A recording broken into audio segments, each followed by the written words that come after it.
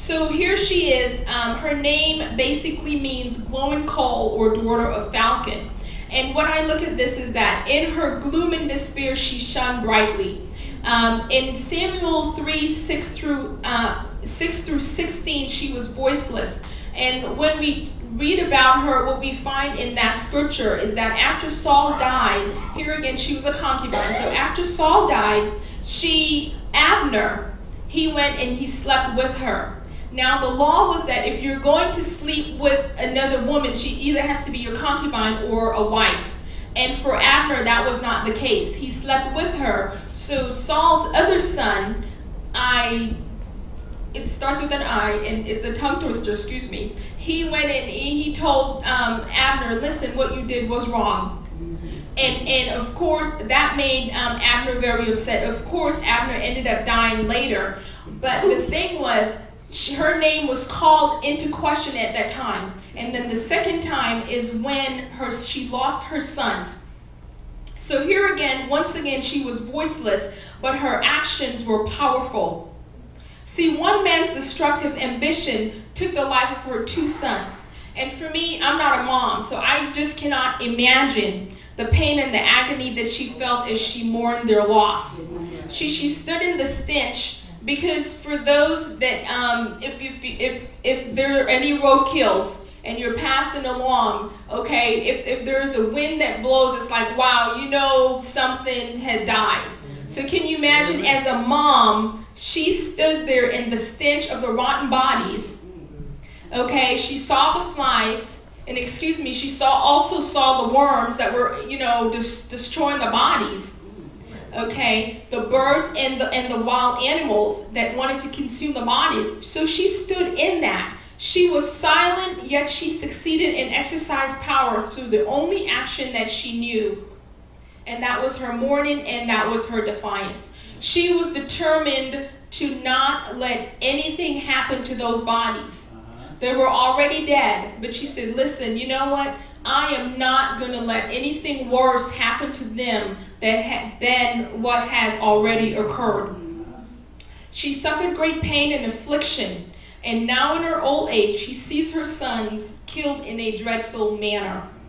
She was probably ridiculed, despised by her neighbors and friends. However, she decided that they would be decently attended. And that's what I love about good moms. Even in despair, even in times when situations aren't going well, moms will stick to the gun. They will be like, listen, you know what? I am going to stay with my kids. It doesn't matter if someone say, they're bad or they're wrong, or, you have moms still visiting their kids in prison. Kids are on death row. Moms are still visiting. Kids on alcohol, drugs, whatever the situation is, and the moms are there. So she was probably, as mentioned, ridiculed, shunned, despised by her neighbors and friends. However, she was determined that they would decently be attended to. It was not her intention to violate the sentence passed upon them. She did not try to steal their bodies. And as a mom, you seen your child, they're hanging, probably would say, you know what, I'm going to try to steal them and give them a proper burial. She did not try to do that. She stood by the law of the land. Okay, but instead she patiently submitted to the law of the land. Even though she saw the situation, it was disgraceful, but she patiently submitted.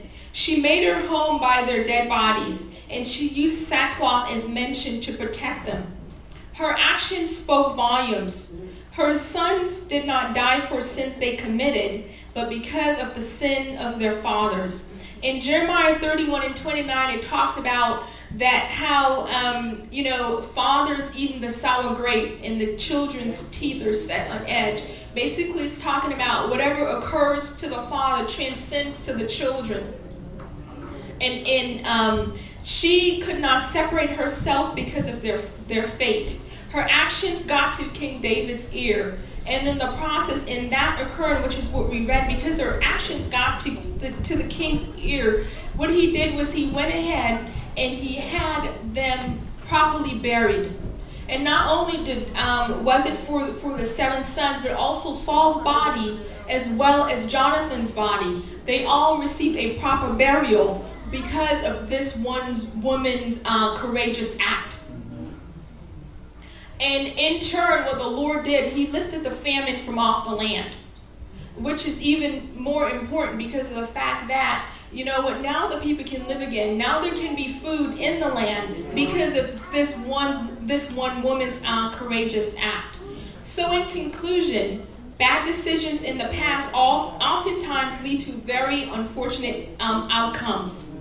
We hear on the news in our families, we have friends, we see people we know, or we see people that we don't know, in which because of a bad decision, it not only affects them, but it also affects their children. Some outcome is due to stubbornness, and some the victims are innocent bystanders. Okay, just like Rizpah, she lost her sons because of the cruelty of Saul. Her sons, they were innocent. Okay, they lost their lives. And while it was a prophecy by the Lord to say, you know what, not one of Saul's kids would reign, but at the same time, the way they died was they weren't in war. Jonathan and Saul, their dad, died in battle. These men did not die in battle. So as Christians, we have hope. And the scripture says that it's a hope that does not make us ashamed. So whatever the situation is, it's never hopeless because God has the final answer. So my encouragement to you mothers and to everyone is don't stop praying, don't stop fasting, don't stop giving. Whatever the Lord has placed on your heart to do, doesn't matter what the situation, do not give up. It may appear that it's going unnoticed. With her, she probably thought, listen, I'm just doing this. It is not, to get the attention of the king. I am just doing it because this is the right thing to do for my kids. And she did that. So for you, it doesn't matter what the situation is. The Lord sees it, and he will come through for you. All things are working for your good, as it states in Romans 8:28. So do not be weary. Do not be faint-hearted. Do not give up. Because the scripture says, in due season, you will reap if we faint not. So God bless you.